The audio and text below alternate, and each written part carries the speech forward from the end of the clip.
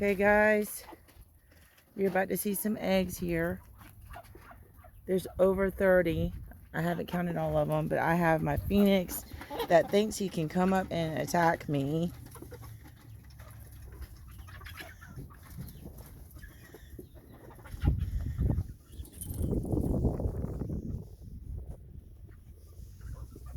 And I need to get my net, because whenever he does this, I get a net and just stick it over him so that way he can't jump up and do that.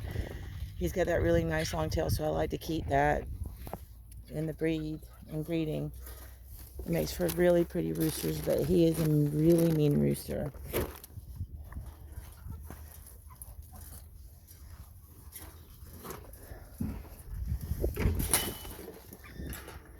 You can tell I'm pretty scared of him because he does hurt. But check them out, they're getting bigger. There's Lacey, she's doing good, she's healing up good. She hasn't been bleeding, it's closing up. All I gotta do now is their water. And I'll be back.